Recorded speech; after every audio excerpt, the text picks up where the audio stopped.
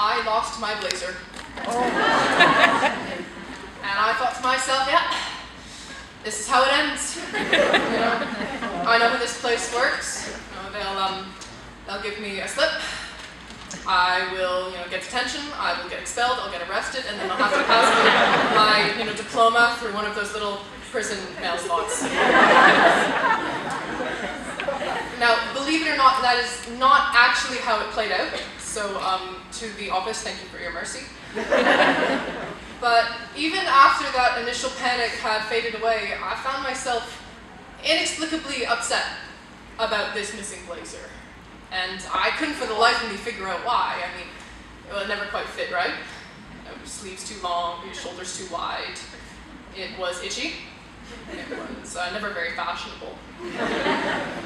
And yet, here I was, feeling like I was missing a limb. And I got to thinking that you don't know what you have until it's gone.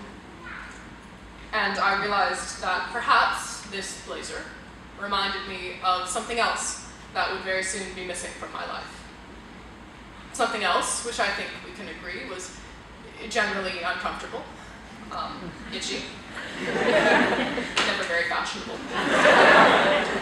but something that has surrounded us and kept us warm for the last 4 to 8 years of our lives. Something else that, despite its imperfections, has always felt and will always feel like home. Good evening, parents, families, teachers, and my fellow graduates. I want to first and foremost thank you from the bottom of my heart for giving me this microphone tonight. As exciting as it has been writing a speech during exam week, I must admit,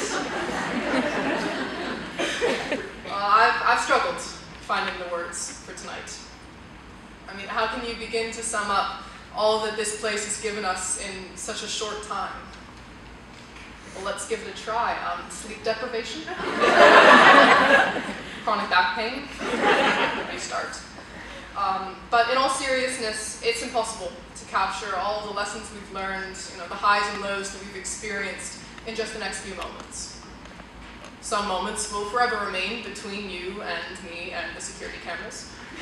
But all the same, it is an absolute privilege to share with you tonight some of the laughs, some of the thank yous, and some of the moments that have made our time here what it was. In grade 12, we mark a lot of milestones in our young lives, and one of the big ones that people talk about is turning 18. A lot of people turn 18, they become adults.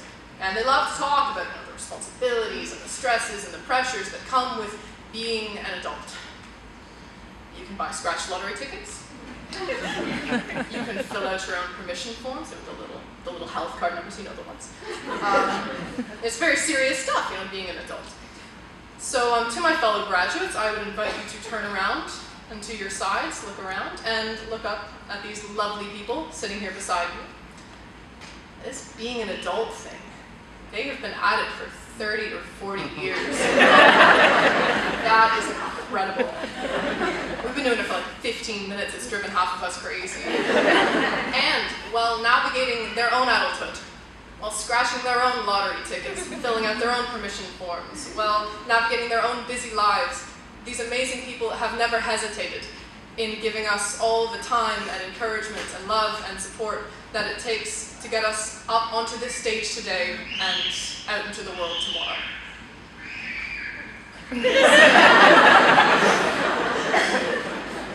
I think they really like the parents. So, while this night is mostly about our freshly minted adults up here in this little section, I think it's appropriate to start off by giving thanks to the ones who put us here. So first off to our administration, to Brother Dominic, Mr. Lundy, Mr. Prospero, and Mr. Futsinos, and of course to our beloved office secretaries. Keeping a ship like this afloat is no easy task, but all of you managed it with an incredible composure, and for that you have our utmost respect and our fear, but mostly our respect. To our guidance department, Ms. Williams, Ms. Pollock, Mr. Stratton, if there is anything that grade 12 has taught us, it is that you are the real MVPs of this school. After being subjected to 103 performances, of the world's greatest theatrical production. For those of you who are unfamiliar, it's a 6-act play entitled Why I Need That 2% OUA or My Life is Literally Over. It's a fantastic show. Even after all of that, yes, it's rough. After all of that, you treated us with dignity, when realistically we probably had none left.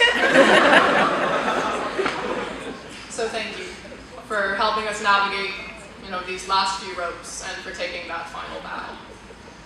And to our teachers, Dell has one of the most eclectic, eccentric, enthusiastic staffs that she could possibly imagine.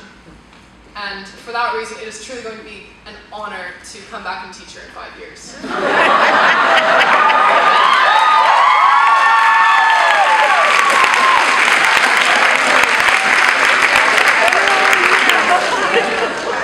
These teachers, they challenged us, they pushed us to our limits, sometimes sadistically, but mostly out of love. They pretended to believe us when our printer wasn't working, and when the Dropbox wouldn't open. And occasionally, they covered the curriculum. But the lessons that will stay with us the longest, they can't be found in any textbook. Mr. Schaefer pushed us to ask the deepest questions. Is there an objective truth? Who defines morality? What does William Blake's Tiger have to do with anything at all?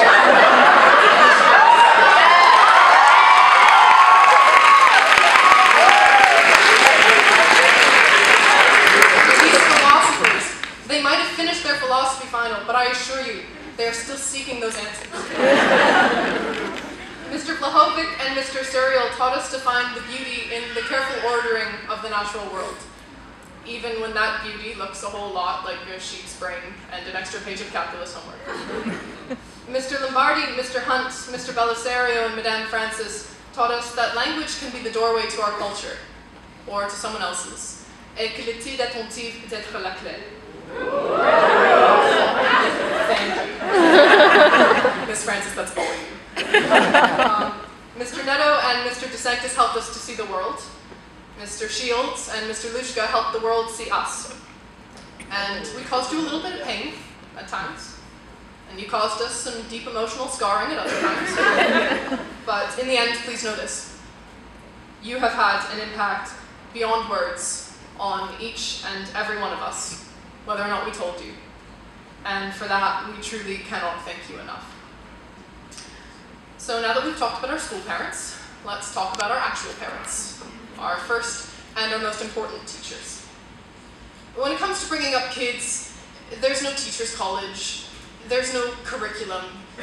In that sense, it's kind of like teaching at Dell.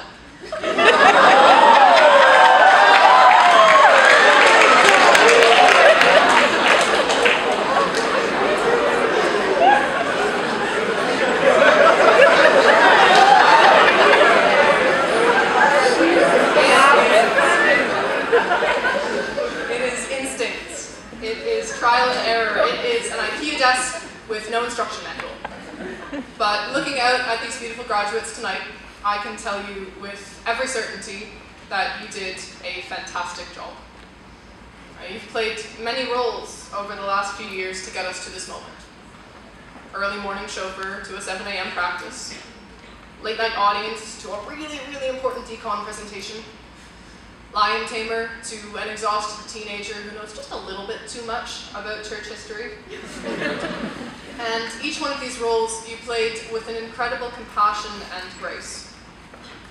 Now in a few months' time we'll be moving out, moving away, moving on, and that's scary to both sides of this equation. But the fact is, we never truly leave you. That is right, you are stuck with us. And given the housing market, we'll probably live with you until we're 30 anyways. Just don't worry about it. But regardless, you will be with us throughout, because it is your love and your wisdom that guides us every day, wherever we are. And for that reason, you are always with us. So everyone up here, thank your teachers. Hug your parents. Willow, in your case, both. Yes. Because it is hard work. And it is thankless work creating such amazing people. And considering just how amazing all of you turned out, they deserve all the thanks that they can get tonight. And last, but certainly not least, to my fellow graduates. Now, I understand that this is a valedictorian speech, and I think there's actually a law that says there has to be a fun anecdote directed at all of you. And I could tell you some cute story about our first day of grade 9, about getting lost on the WIT class, about kilts that went too low, or socks that went too high, but I won't. I could tell you about a chilly January morning, nothing but coffee running through our veins as we prep for midterms. Or I could tell you about that first day in April when we got to open the windows in the bio room and the formaldehyde smell and the fresh air and the sunlight mixed, and it reminded us that the whole world is our classroom. I could tell you about a night in Rome that probably should have been spent in the conference room, but we're all glad wasn't. I could tell you about the last day, when the shock of leaving this place hit us like a bucket of water poured over your head. As I could tell you a story for every day that we spent together, but at the end of it all, I won't. Because how on earth could I choose just one? Because every day spent with this graduating class was memorable. And so instead I will say this. You are what makes this community so unique.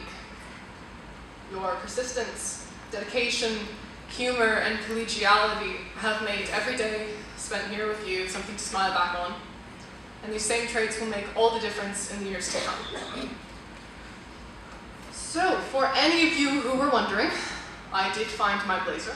And the whole ordeal, it reminded me of something very important.